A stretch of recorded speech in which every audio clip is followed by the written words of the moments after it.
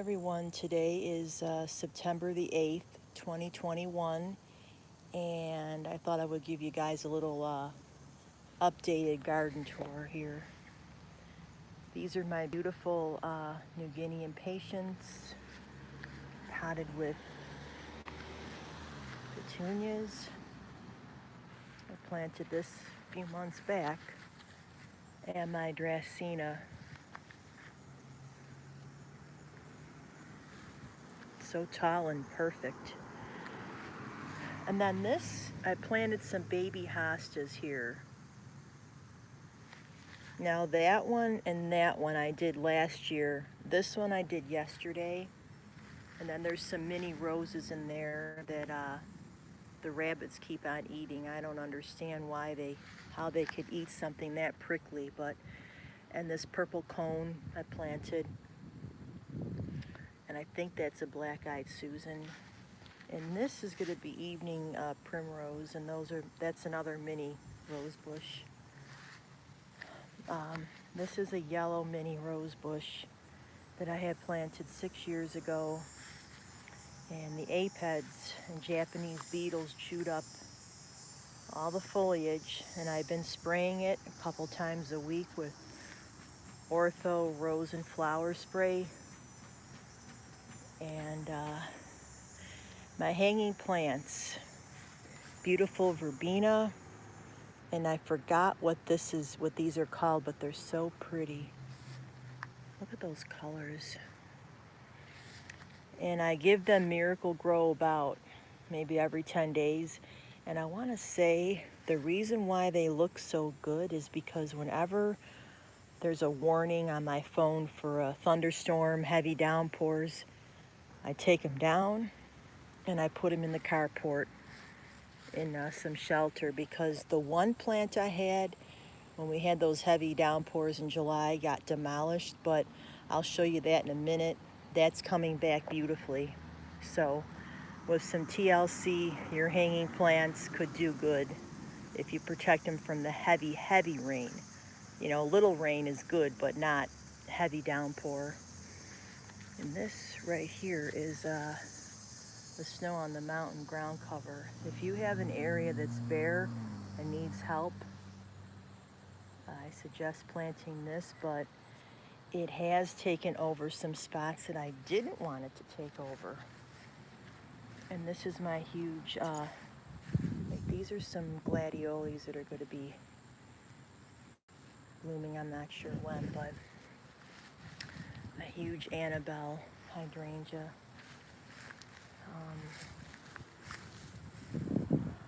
More ground cover. Some of the grass grows between it, but I'm not worried about it anymore. I just clip it with the clippers, and you just can't help it, right? And then there's a rose of Sharon growing here. This is phlox. It was really pretty when it was in bloom. Real pretty pink. Purple cone flowers. Gonna show you more of the Annabelle. See, I don't like this time of year because everything gets brown and kind of dull fall, I call it. But it's not fall yet until September 22nd. I'm a spring and summer person. I hate fall, hate winter even more. So, but some of this is holding up really good. Like these have stayed beautiful green. Annabelle hydrangea. This is 10 years old. I grew from a little root and it really took off. And these are my petunias. Those pretty little trellises I got at a rummage sale at my church. They're really pretty. And that's a canna lily a friend of mine gave me. I just planted that yesterday, but I'm going to bring this in for the winter.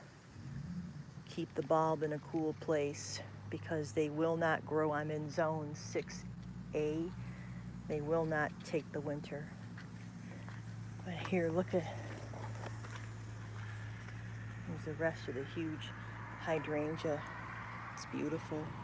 I love it. See, some of this stayed lime green, which is good. Now in the spring, this is white, and then in the middle of summer it turns lime, like a lime green color. These are the purple cones. They were gorgeous when they were in bloom, but they're starting to get that fade. But here's a couple there's a newer one. That one still looks fresh. And then I'm going to show you guys those rocks I got at the river. These are my knockout rose bushes. Still have a few left. I keep deadheading it, and then there's the new growth. When you see that red, and when you see how it's kind of curved, the leaf, then you know that there's going to be a bud. Like, look at that. That's definitely going to bloom. It's going to form a bud.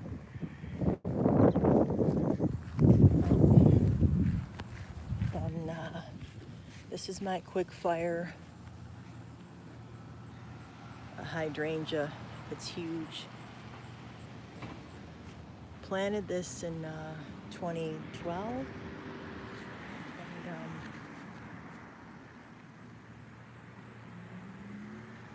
now this is green in the early spring and then turns,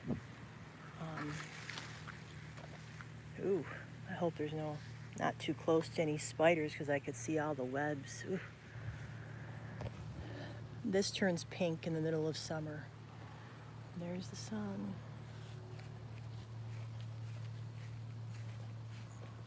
And these are my endless summer. I got these at Wegmans last year. They're doing pretty good.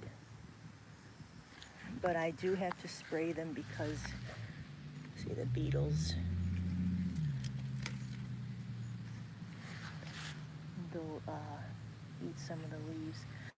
Didn't produce as many blooms as that one did. But see these for next year, they're buds for next year. Do not prune endless summer hydrangeas because you won't get any blooms next year. Okay, those are gladioles. My phlox, which was a beautiful coral color. I have videos that I need to post. Evergreen tree, purple loosestrife, purple cones. Oh, these were gorgeous magenta when they were in bloom. I have videos on that too, which I will show.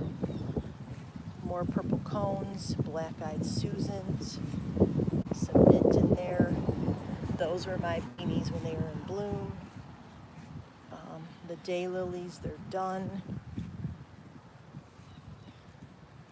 My beautiful rose bush that I planted like 15 years ago, that was from my grandparents' yard. This trellis won't stay put. I don't know why, but I guess this rose bush is too heavy for it. Beautiful pale pink when it was blooming. I tied it up back in the spring, but I think I have to tie it up again.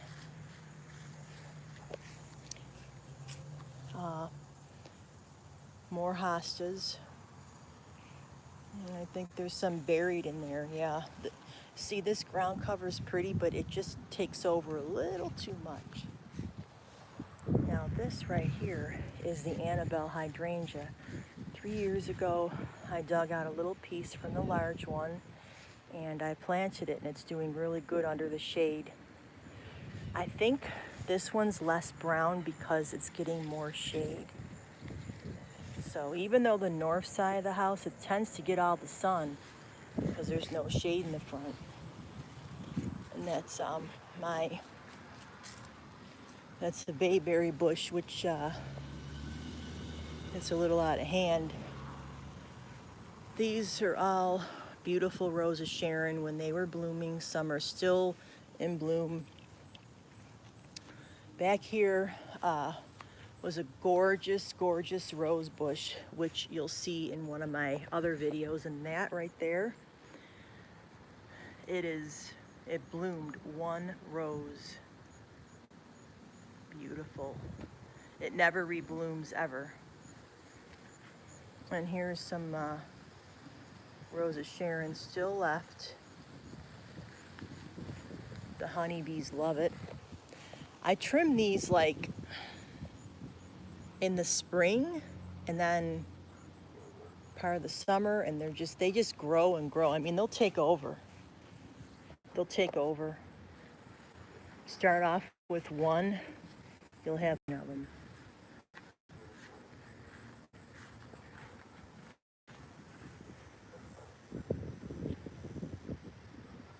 And then, anyways, there's some Rose of Sharon growing there. Even up in the bush. And then there's this morning glory vine, which is kind of annoying and it takes over everything, but I'm kind of stuck with it. I've been pulling it out, but oh well. And then these asters are almost as tall as me. I mean, look at them. They're really pretty, and they came back last year and now they're coming this year. I like them. They give it a color. A lot of baby Rose of Sharon. This is all mint. Mostly, a lot of it's chocolate mint. And these are lamb's ears. I got them for my church because they were spreading in the grass, so I just pulled them out because they didn't want them in the grass. And then there's some mint. More Rose of Sharon. And I did have some black-eyed Susan. I don't know what happened to it. Okay, ooh, that rose bush is prickly. Real beautiful Rose of Sharon. There's 4 different kinds that are blooming here. One is pink, purple, like a pale pink with maroon center, and then solid white with a ruby red. When the hibiscus was in bloom, it was gorgeous. This I also spray for beetles. But when it was first blooming, they were more of a pinkish color. But this is the last one, sadly. And then that morning glory, which is annoying but pretty. Now these are all my massive rose bush from like the 1920s. Oh, that's even a deeper purple color. This was a beautiful rose color, beautiful pink. I need to upload the video and I will show you guys this. And then my friend gave me some irises. I need to plant those. Some more Rose of Sharon. There is. This thing really spreads. It's massive. I planted a small piece like that 10 years ago, and this bush looks like it's been here for 50 years. Seriously. More Rose of Sharon. Most of it's closing up. Salad color hostas. I did have tiger lilies, but not anymore. They're done for the season. Here's a real pretty little pink Rose of Sharon right down there I discovered earlier. That's still hanging on. Surprised it's blooming. It's so low from the ground. Usually they bloom, when they get high. Hostas, love the two-tone, and then the ground cover, Snow on the Mountain ground cover. And this is a Rose of Sharon here. Here's the purple one. Here's the pretty purple one. I'm going to show you guys my the vegetable garden. Well, first I'll show you this. This is just some hostas. The ground cover really took over. Some milkweed for the butterflies. But yeah. Azaleas, bought in this spring. Like one's a hot pink and one's a peach color, like peachish pink. But they're beautiful.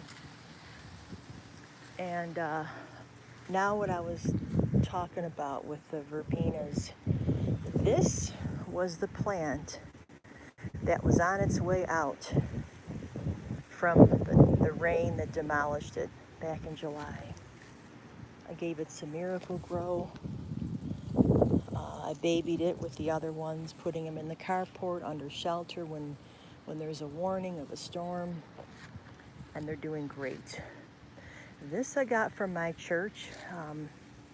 Well, they gave out some petunias and verbena, and I made it into a beautiful hanging plant. I never thought it would get this big.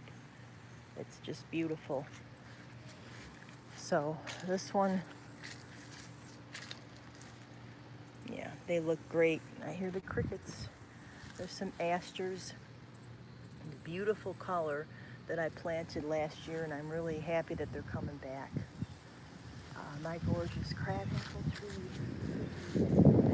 I had a really bad neighbor that chopped it last year, but it's coming back really beautifully, and they moved. So, but look, it's a beauty. And trees like this is probably over 60 years old, I would imagine.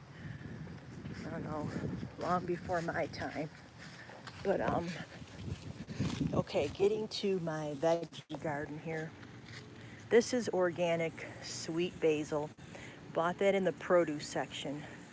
The basil plants I bought in the produce section, and I just been planting them at Wegmans. This basil plant is just regular basil. This is the sweet one. And then these I bought back in April. Planted them on June the 2nd because we had a cool spring. Look at the gorgeous color. These are the best tasting grape tomatoes I've ever had. I mean, you taste the ones in the supermarket and they're horrible, unless you buy organic. But see, when I see something like that, I just pull that off. But they are doing so good. And then there's beefsteak. Now, I did an update on this yesterday of my veggie garden. Actually, tomatoes are fruit. Look how these are growing like upside down. They're growing upside down instead of that way. More beefsteak. Now there's a couple. I bought a kit and I planted a cherry tomato, beefsteak, and grape. And basil. This basil, the tall one, I grew from seed back in April. This one I got from the produce section at Wegmans. I planted some rows of Sharon here, which I probably shouldn't have done because I want to have this my veggie garden every year. So here's a beautiful beefsteak getting ripe. There's some in there. Trying to figure out which one. I believe this is the one I grew from seed. Or it could be, and then there's this little one here, I think. And then there's some weird looking tomatoes that look like pears. Look at that, but they're not pears. They're very odd looking.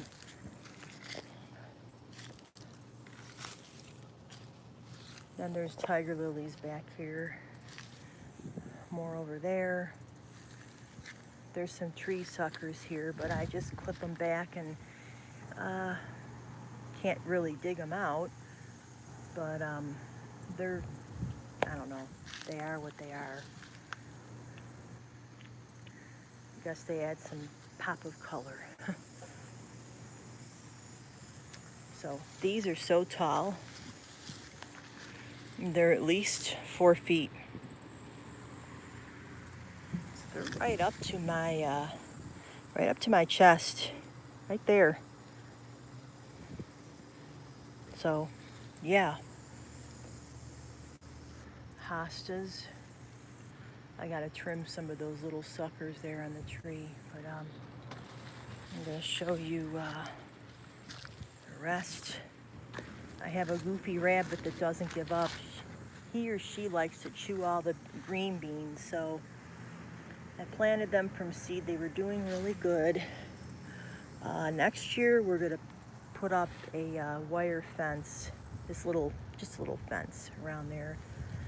Been spraying with liquid fence, but not really working. You gotta do it like every couple days, to be honest. And then some kind of a crazy bug got at that one. Here are my bell peppers that I grew from seed. There's a baby one in there. I don't know if you could see it. Okay, I started these inside March the 7th. I think next year, since they're such a slow grower and we have the shortest growing season, one of them in the country, I'm going to start them probably in February, seriously. And then I planted 50 sunflowers. None of them came up, except for this one. It was bent over from the rain, so I had to tie it up. And I got these little windmills, whatever, little pinwheels, whatever they're called, to kind of scare the stuff away. A friend just came in my stream. Hello, Chris. Yes, I see you. This is a live stream, in case you didn't know, but are the cicadas back? You're kidding. I thought they all molted and died. But there's oregano, friend of mine, she gave that to me. That comes back every year. This is Solomon's seal that I planted the other night. See, now those are going to be real pretty white flowers. Then over here, that's a little raspberry leaf that I got from somewhere. So I don't know. I hope it does okay. This tree is dropping its leaves way too early, but in this area, that's what's happening. This is my, what's it called? Columbine. And there's some over there. And you know, the thing is, I'm gonna tell you, see that fence over there? There was a lady that passed away. She had the most gorgeous flowers. I didn't know her personally, but she had knockout roses, all kinds of columbine, peonies, you name it. And guess what? The people that moved in, they took out everything. Couldn't believe it. So the columbine seeds must have blown over here, so now I have them. Isn't that amazing? So I have some there, tiny bit there, but there's some weeds, and then some there. And this is the lilac bush.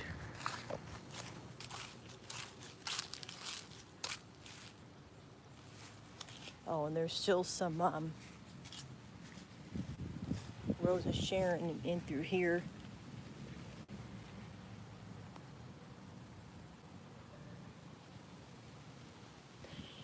So it was sad how they pulled out all the flowers. They don't know what's good. They don't know the difference. Yeah, and flowers like that were just so classic. But anyways, this is my garden tour. Hope you've enjoyed. For more videos like this, please subscribe. Thanks for watching. And I think I showed you guys about everything. 25-minute video. Thanks for watching, and for more videos like this, please subscribe. Don't forget to share, and have a great day.